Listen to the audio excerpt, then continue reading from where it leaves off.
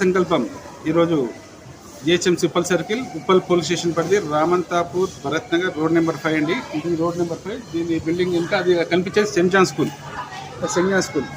ఈరోజు సంక్రాంతి సంబరాలు యువత చాలా మంచిగా చేసుకున్నారు. కానీ ఇంతకుముందు ఒక అర్ధగంట 45 మినిట్స్ క్రితం ఈ బిల్డింగ్లో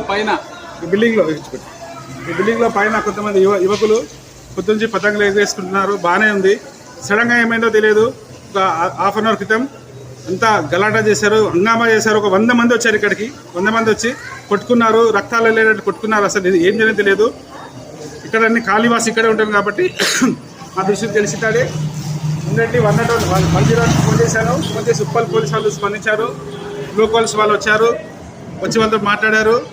వాళ్ళు కూడా చెప్పారు, ఎవరైతే ఆ అబ్బాయి ఉన్నాడో వాళ్ళ మదర్తో మాట్లాడారు. రేపు మార్నింగ్ వెళ్ళి వాళ్ళు పోలీస్ కంప్లైంట్ ఇస్తారని చెప్పారు.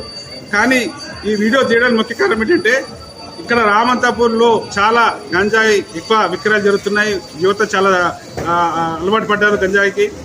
నాకు డౌట్ ఉంది, ఈరోజు జరిగిన గలాటలో ఆ బ్యాచ్ గంజాయి తీసుకున్న బ్యాచ్ ఉంది అని నేను ఘనంగా చెప్పదలుచుకున్నాను.